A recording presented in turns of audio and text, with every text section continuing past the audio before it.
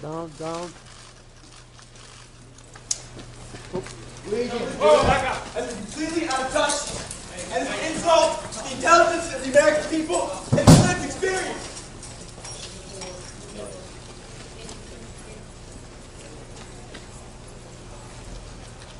So for over a week, we've been hearing and seeing this story about the UnitedHealthcare CEO, Brian Thompson, getting taken out in broad daylight in Manhattan, right? Well, the guy that they think did it, his name is Luigi Mangione. Similar to those worn by the shooter when police arrested him Monday, as well as writings suggesting ill will toward corporate America. New York City Mayor Eric Adams speaking to the arresting officer yesterday. Hey, Tyler. I guess we found your guy. Yes, we as New Yorkers, we appreciate it. And you just did a great job. Heads up policing. You took a dangerous person off the street. We thank you so much. It was great to do. More than happy to do it. I can't say I was expecting it waking up this morning. Luigi's an avid reader with 295 books listed on Goodreads. Academically, he holds both master's and bachelor's degrees in computer science from the University of Pennsylvania. Additionally, he gained the recognition as a valedictorian at Gilman School in Baltimore, showcasing his academic excellence. Luigi, his work includes contributions to machine learning and robotics as evidenced by projects at GitHub. All right, so who was this Luigi Mangione guy, right? Luigi Mangione, court hearing news. This guy's mugshot here. This guy is allegedly the guy who shot the UnitedHealthcare CEO at Hilton Hotel. Who is Luigi Mangione? Here's everything you need to know.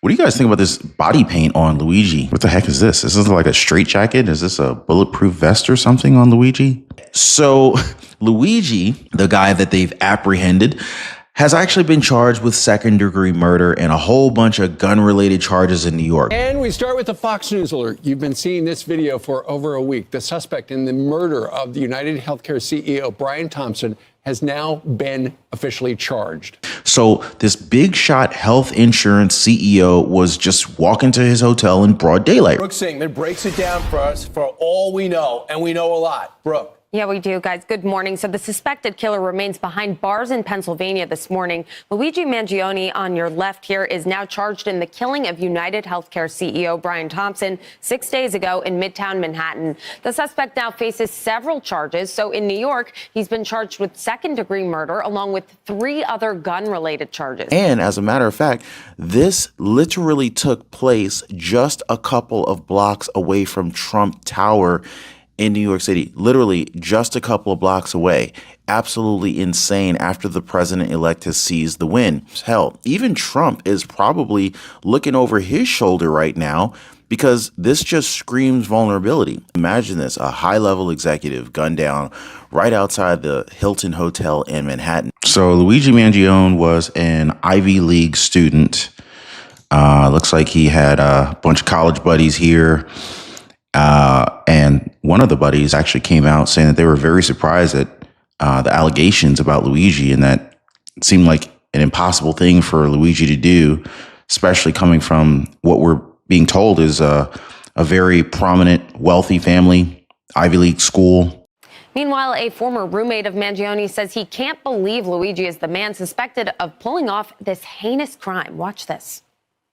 Unfathomable, knowing the kind, person that I saw and knew. I remember he said he had a back issue and he was hoping to get stronger in Hawaii. It also weighed on him that he knew that there was an impending surgery. Seems like he's got some interests in mushrooms. Everybody thinks that the most important mental health treatments are therapy, medication, self-care, but they're all wrong. One treatment is 4 times more effective than all of them, allegedly. Psychedelics. Looks like Luigi's a traveler. He's got an interest in Pokemon. He's clearly into fitness to some degree. He's pretty ripped, got abs, hitting the gym. So Luigi Mangione looks like MSc and BSc in computer science and University of Pennsylvania. All set. Wow. Is this like Luigi graduating or something? Certainly All set. getting an award. Oh, he's going to deliver a speech, Luigi. So let's see what he has to say here.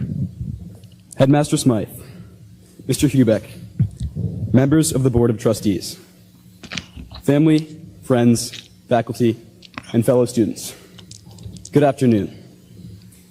Thank you all for being here to celebrate Gilman's 116th Founders Day. I'm honored to be speaking to you all today on behalf of the Gilman class of 2016. When I started writing the speech, I talked with several students and teachers and asked how they would describe the class of 2016. Many of the students characterized our class as inventive, in both imagination and initiative. At the same time, Wow, so several teachers reminded Luigi me delivers his of Gilman our class's speech. commitment to Gilman and its traditions. I can't imagine someone like this doing such a thing. Of course, all of these are allegations against him. Everyone is innocent until proven guilty. All right, folks, breaking news. Police now have taken into custody a 26-year-old man named Luigi Mangione in connection to the killing of UnitedHealthcare CEO. Now, they are calling him a suspect. In fact, the police say, though, that he had a similar gun to the one that was used in the killing of Brian Thompson. Also, authorities say that they found writings critical of the insurance industry along with a fake ID. Never got into that, and I won't get into that. There was a request that you made, though, about informing the corrections department about something, and I didn't understand what you were asking. You were saying for the I don't really. Oh no, I think all I asked was the sheriffs to keep my client around for a little bit so I could talk to him. So guys, we have Thomas M. Dickey. He is the lawyer for Luigi Mangione, who, by the way, is facing this storm of media frenzy for allegedly being tied to this UnitedHealthcare CEO shooting. And let me tell you guys, Thomas is not here to play games with these news reporters. As a matter of fact, I think I saw ABC News vans in the background. And what did you discuss? Well, I'm not going to tell you that. You're kidding, right? You've been on this. Now, first off, the media comes at him with these absolutely clueless questions. One genius reporter asks him, "What did you discuss with your client?" "Oh, sure, buddy. Let me go ahead and just violate attorney-client privilege on live TV." So Thomas pretty much just swats that down with a polite but firm, "I'm not going to tell you that, kid." So 1 point for the lawyer, 0 points for the clueless press. Then, of course, these reporters they're trying to trap him about some comment that his client supposedly made. What does Thomas do? Well, he basically stays very cool. "I haven't seen it, so I can't comment." Classic move, right? So he doesn't take the bait. He doesn't fumble. He just pretty much shuts it down like an absolute pro. Sir, your client said something to reporters as he was walking in about this being an insult to the American people. Do you have any comment on that? I have to take a look at that. No, I don't have any comment on that. I just know that, I haven't seen it, so I can't comment on something I haven't seen or heard. Any comment on the outpouring of support there's been for him online? No, I mean, people are entitled to their opinion, and like I said, if you're an American, you believe in the American criminal justice system, you have to presume him to be innocent, and none of us would want anything other than that if that were us in those shoes, and so I'm glad he has some support. Mr. Dickey, you just said a moment ago that that's what lawyers do when telling their clients to be quiet. What did you mean by that? Oh, no, I mean, because I'm going to do all the talking, it's you have the right to remain silent, and I believe in that right. All right. And you are Thomas, Thomas, Dickey? Thomas, yes, middle initial M, Dickey. You still have plans to hold a press conference later today? Yeah, a little bit. I'm sorry. What's on the prosecution's case? You know what? I haven't received anything. I got paperwork, and I want to meet with the district attorney, and we'll have hearings. We'll be able to see all that, but I haven't seen anything. But wait a second. Here comes the juicy part, guys. So the press is out here like printing false information about waiving extradition. And Thomas, well, Thomas ain't having it. He goes off with, "That's what irritates lawyers like me. If you're going to print it, get it right." Are you, as a human being, aware of what happened in New York over the last week? Were you aware of this before you were retained? I mean, I don't have a whole lot of time to follow the news. I, of course, knew of it, but I don't follow a lot of things sometimes in the news because sometimes the press gets things wrong. Like I said, I was very irritated, getting some backlash already that some news agency had indicated we waived the we waived the extradition, and that's what irritates lawyers like me is if you're going to print it, get it right. Can you hear that? That is the sound of journalists and news reporters squirming in their seats. Hey guys, don't forget to hit the like button and subscribe to the channel. So this lawyer isn't just defending his client, he's straight up mopping the floor with these clueless questions while staying calm and collected. It's kind of like if Joe Pesci suited up and decided to teach a masterclass in media smackdowns. Do you find it surreal that you're now representing the guy they've been looking for? Yeah, I don't know. No. Is this the biggest case you've ever been on? Yeah, they're all big. All my clients, whether it's a speeding ticket or whether it's a death penalty case, which I am qualified to do death penalty cases in Pennsylvania, so they're all big. All my clients are equally important to me. And let's not forget the classy mic drop moment when they ask if this is his biggest case ever. Thomas says, all my clients are equally important to me. Boom, right? Like no favoritism, no ego trip, just pure professionalism. Like this guy is the real deal.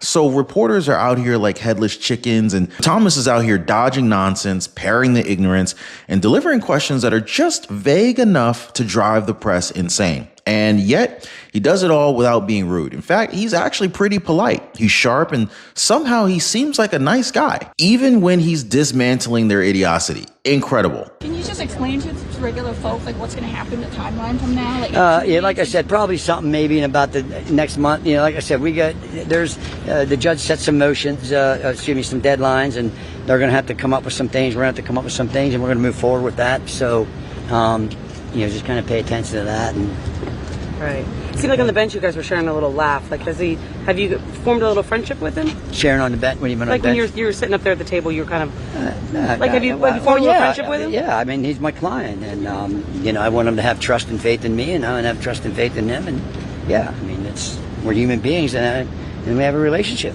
Is he going to have a trust in the system? Is he going to have a trust in the system? Well, I'm trying to, that's why I talk about presumption of innocence, things like that. I'm hoping to instill that trust in the system with it. Again, I can't comment any further on that. Do you have any concern about his health, mental health? Do you have to reach out to explain? I won't comment on that. That doesn't mean I do or I don't, but I just... Thank you, sir. Thank you. You're very welcome, folks. Thank you.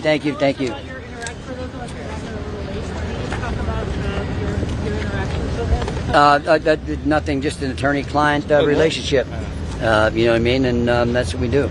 We try to form a bond. Your name again, one more time, sir? Thomas, Thomas, middle initial M as in Mark, Dickey, Dickey. And were you retained by them, or? I'm not court appointed. I was retained. That's all. Are you local? Where are you coming from? My main office is in Altoona. And you have anything that you can share about your conversations with him, or his state of mind, or anything? No, I don't. What do you have to say? Thank you, sir. Pardon me?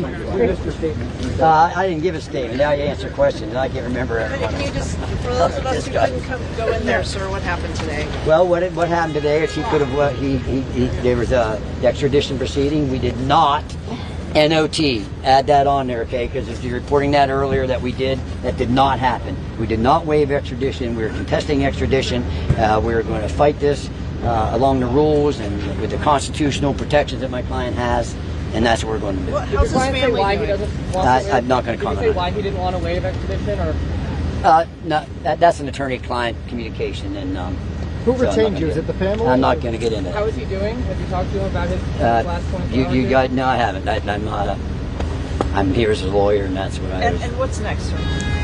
The extradition proceeding. This process is going to move forward, and so I'm anxious to be looking at information. Is there a new court date? Another court date? Not yet. Yes, sir. Who do you like in the Pens game tonight? That's a real question. Will you be filing Thank you. Hopefully, just to answer that one, because I don't play favorites. Let's see if the Pens cannot blow a lead, and hopefully they'll win. What about Penn State? Amen. We're Penn State fan. I hope they can do better than they did the other night. Will you be filing a habeas corpus petition? Yes. Bar free. Thank you, sir. Okay. Sir, can you spell your name for us? Yes, Thomas, middle initial M, Dickey. And you're the attorney for Luigi? Yes, sir, I am. Okay? Thank you, folks. I appreciate, even though a lot of questions, I appreciate the way you handled me. Thank you. Thank you, guys. The process can take up to 45 days. Excuse me. And then just for context. And you can always talk to Brittany. Is it Brittany? My office manager. The thing about court proceedings is that you're